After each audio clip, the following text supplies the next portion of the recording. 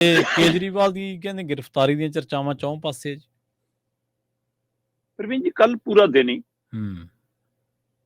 ਪੂਰਾ ਦਿਨ ਭਾਰਤੀ ਹਿਸਾਬ ਨਾਲ ਜੇਕਰ ਦੇਖੀਏ ਤਾਂ ਵੀਰਵਾਰ ਦਾ ਪੂਰਾ ਦਿਨ ਕੱਲ ਦੇਰ ਸ਼ਾਮ ਤੱਕ ਭਾਰਤ ਦੇ ਅੰਦਰ, ਖਾਸ ਕਰ ਦਿੱਲੀ, ਭਾਰਤ ਦੀ ਰਾਜਧਾਨੀ ਦੇ ਅੰਦਰ ਇਹ ਚਰਚਾ ਰਹੀ ਕਿ ਕਿਸੇ ਵੀ ਸਮੇਂ ਆ ਸਕਦੀ ਹੈ ਈਡੀ ਦੀ ਟੀਮ, ਉਹ ਗ੍ਰਿਫਤਾਰੀ ਕਰ ਸਕਦੇ ਨੇ ਜੀ। ਤੀਜਾ ਸੰਮਣ ਹੋ ਲਿਆ ਜੀ, ਚੌਥਾ ਸੰਮਣ ਭੇਜ ਸਕਦੇ ਨੇ ਜੀ, ਉਹ ਪੁੱਛਗਿੱਛ ਲਈ ਲਿਜਾ ਸਕਦੇ ਨੇ ਜੀ। ਇਹ ਗਹਿਮਾਗਾਮੀ ਦੇਖਣ ਨੂੰ ਮਿਲੀ। ਕੇਜਰੀਵਾਲ ਦੇ ਘਰ ਦੇ ਬਾਹਰ ਬੈਰੀਕੇਟਿੰਗ ਕਰ ਦਿੱਤੀ ਗਈ, ਆਮ ਲੋਕਾਂ ਦੀ ਆਮਦ ਰੋਕ ਦਿੱਤੀ ਗਈ ਹੈ ਨਾ। ਕੇਜਰੀਵਾਲ ਦੇ ਅਧਿਕਾਰੀਆਂ ਦੀ, ਮੰਤਰੀਆਂ ਦੀ ਬੈਠਕਾਂ ਦੇ ਦੌਰ ਆਉਣ ਜਾਣ ਕਾਫੀ ਹਲਚਲ ਰਹੀ। ਸੋ ਇਹ ਸਾਰੇ ਚੋਂ ਇਹ ਖਬਰ ਨਿਕਲਦੀ ਰਹੀ ਕਿ ਇੱਕ ਤਾਂ ਮੀਡੀਆ ਦੇ ਗਲਿਆਰਿਆਂ 'ਚ, ਇੱਕ ਰਾਜਨੀਤਿਕ ਖੇਮਿਆਂ 'ਚ ਇਹ ਚਰਚਾ ਖਾਸੀ ਸੀ ਕਿ ਬਈ ਅੱਜ ਗ੍ਰਿਫਤਾਰ ਹੋ ਸਕਦਾ। ਇੱਥੋਂ ਤੱਕ ਕਿ ਬੀਜੇਪੀ ਦੇ ਲੀਡਰ ਵੀ ਇੱਕ ਦੂਜੇ ਨੂੰ ਪੁੱਛ ਰਹੇ ਸੀ ਕਿ ਅੱਜ ਕੇਜਰੀਵਾਲ ਗ੍ਰਿਫਤਾਰ ਹੋ ਰਿਹਾ। ਅੱਛਾ।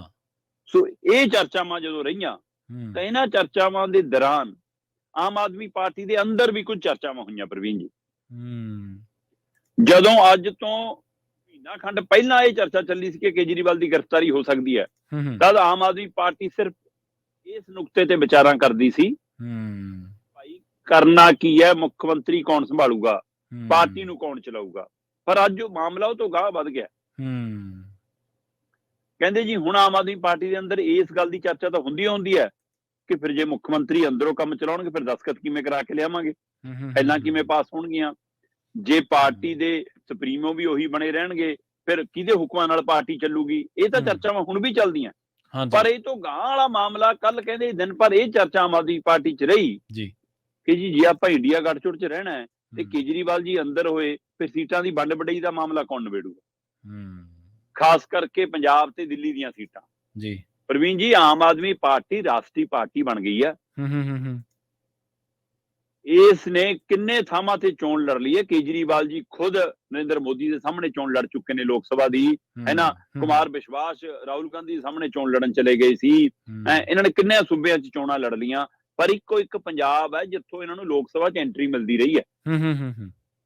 ਚਾਹੇ ਉਹ ਪਹਿਲੀ ਵਾਰ 4 ਹੋਵੇ, ਚਾਹੇ ਉਹ ਦੂਜੀ ਵਾਰ ਹੋਵੇ, ਹੈ ਨਾ, ਤੇ ਚਾਹੇ ਫਿਰ ਹੁਣ ਜਿਮਨੀ ਚੋਣ 'ਚ 1 ਹੋਵੇ।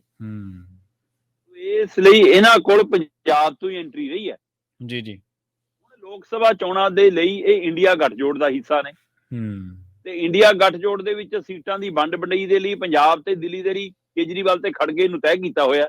ਹਾਂਜੀ। ਤੇ ਜੇ ਕੇਜਰੀਵਾਲ ਗ੍ਰਿਫਤਾਰ ਹੁੰਦੇ ਨੇ ਫਿਰ ਆਮ ਆਦਮੀ ਪਾਰਟੀ ਕਹਿੰਦੀ ਫਿਰ ਸੀਟਾਂ ਦਾ ਵੰਡ ਦਾ ਮਾਮਲਾ ਕੌਣ ਨਿਬੇੜੂ। ਅਸੀਂ ਤਾਂ ਗੁਜਰਾਤ 'ਚ ਵੀ ਸੀਟਾਂ ਭਾਲਦੇ ਹਾਂ, ਤਾਂ ਰਾਜਸਥਾਨ 'ਚ ਵੀ ਭਾਲਦੇ ਹਾਂ, ਹੈ ਨਾ। ਫਿਰ ਉੱਥੇ ਕੌਣ ਹੋਊਗਾ। ਹਰਿਆਣੇ ਦੀ ਇੱਕ ਬੀਬੀ ਪਾਰਟੀ ਛੱਡ ਗਈ ਇਹਨਾਂ ਦੀ, ਕਹਿੰਦੇ ਉਹ 2 ਸੀਟਾਂ ਵਿਧਾਨ ਸਭਾ ਦੀ ਮੰਗਦੀ ਸੀ ਕਿ ਜਦੋਂ ਵਿਧਾਨ ਸਭਾ ਚੋਣਾਂ ਹੋਣਗੀਆਂ ਮੈਨੂੰ 2 ਦੇ ਦਿਓ। ਕਹਿੰਦੇ ਨਾ ਵਿਧਾਨ ਸਭਾ ਬਾਅਦ ਚੋਂ, ਤੂੰ MP ਲੜ ਲੈ। ਠੀਕ ਹੈ ਜੀ। ਉਹ ਕਹਿੰਦੀ ਮੈਂ ਨਹੀਂ ਲੜਨੀ, ਮੈਨੂੰ ਪਤਾ ਤੁਸੀਂ ਜਿੱਤਣਾ ਨਹੀਂ। ਉਹ ਪਾਰਟੀ ਛੱਡ ਗਈ। ਸੋ ਇਸ ਲਈ ਆਮ ਆਦਮੀ ਪਾਰਟੀ ਲੋਕ ਸਭਾ ਚੋਣਾਂ ਦੇ ਹਵਾਲੇ ਨਾਲੋਂ ਵੱਧ ਫਿਕਰਮੰਦ ਹੈ ਕਿ ਇੱਕ ਪਾਸੇ ਤਾਂ ਅਸੀਂ 5 ਸੂਬਿਆਂ ਦੇ ਚੋਣਾਂ ਨਤੀਜਿਆਂ ਦੇ ਹਵਾਲੇ ਨਾਲ ਨੋਟਾਂ ਤੋਂ ਵੀ ਹਾਰ ਕੇ ਆਏ ਹਾਂ। ਇੰਡੀਆ ਗੱਠਜੋੜ 'ਚ ਸਾਡੀ ਹੁਣ ਉਹ ਤਾਕਤ ਨਹੀਂ ਰਹੀ। ਕਿੰਨਾ ਕੁ ਸਾਨੂੰ ਬੀਬੀ ਮਮਤਾ ਬੈਨਰਜੀ ਬਚਾਊਗੀ, ਕਿੰਨਾ ਕੁ ਅਖਿਲੇਸ਼ ਸਾਨੂੰ ਸਾਥ ਦਊਗਾ। ਜੇ ਕੇਜਰੀਵਾਲ ਸਾਹਮਣੇ ਹੀ ਨਹੀਂ ਬੈਠਾ ਹੋਊਗਾ ਫਿਰ ਕਿਤੇ ਸਾਡੀ ਕੋਈ ਗੱਲੇ ਨਾ ਪੁੱਛੇ ਜੀ। ਇਸ ਲਈ ਇਹ ਸਾਰਾ ਫਿਕਰ ਆਮ ਆਦਮੀ ਪਾਰਟੀ ਨੂੰ ਵੱਧ ਹੈ ਤੇ ਦੂਸਰੇ ਪਾਸੇ ਗ੍ਰਿਫਤਾਰੀ ਦੀ ਅਹਿਮ ਹੈ। ਤੇ ਸੁਨੀਲ ਜਾਖੜ ਤਾਂ ਮਤਲਬ ਹੁਣ ਲਗਾਤਾਰ ਚੁੰਡੀਆਂ ਵੱਢ ਰਹੇ ਨੇ ਇਹਨਾਂ ਦੇ। ਠੀਕ ਹੈ। ਉਹ ਕੱਲ ਫੇਰ ਕਹਿਣ ਲੱਗੇ, ਕਹਿੰਦੇ ਜੀ ਮੈਨੂੰ ਤਾਂ ਐਂ ਲੱਗਦਾ ਕਿ ਮੁੱਖ ਮੰਤਰੀ ਸਾਹਿਬ ਟਾਲਾ ਵੱਟ ਕੇ ਕਿ ਕੇਜਰੀਵਾਲ ਨੇ ਗ੍ਰਿਫਤਾਰ ਹੋ ਜਾਣਾ, ਆਪਾਂ ਮਾੜਾ ਜਿਹਾ ਪਰੇ ਹੋ ਜਾਓ ਕਿਤੇ ਮੈਨੂੰ ਵੀ ਨਾ ਬਾਂਹ ਫੜ ਲੈਣ। ਸੋ ਇਸ ਲਈ ਕਹਿੰਦੇ ਜੀ ਜਾਣਬੁੱਝ ਕੇ ਵਿਪਾਸਨਾ ਸੈਂਟਰ ਗਏ ਨੇ ਕਿ ਪਤਾ ਜੀ 1-2 ਦਿਨਾਂ 'ਚ ਗ੍ਰਿਫਤਾਰੀ ਹੋਣ ਵਾਲੀ ਹੈ।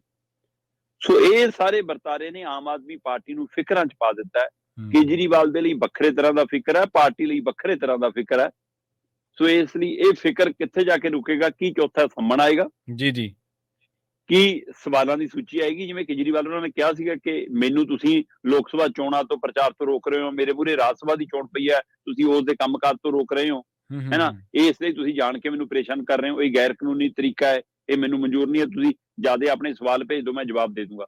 ਕੀ ਈਡੀ ਹੁਣ ਸਵਾਲ ਭੇਜੂਗੀ ਜਾਂ ਈਡੀ ਸੰਮਣ ਭੇਜੂਗੀ ਜਾਂ ਈਡੀ ਗ੍ਰਿਫਤਾਰ ਕਰਨ ਆਊਗੀ। ਇਹਦੀਆਂ ਚਰਚਾਵਾਂ ਕੱਲ ਪੂਰਾ ਦਿਨ ਰਹੀ ਆ। ਅੱਜ ਜਦੋਂ ਆਪਾਂ ਇਹ ਪ੍ਰੋਗਰਾਮ ਚਲਾ ਰਹੇ ਹਾਂ, ਲਾਈਵ ਕਰ ਰਹੇ ਹਾਂ, ਉਸ ਤੋਂ ਕਦੋਂ ਬਾਅਦ ਕੋਈ ਐਕਸ਼ਨ ਹੋ ਜਾਵੇ ਕਿਹਾ ਨਹੀਂ ਜਾ ਸਕਦਾ। ਜੀ।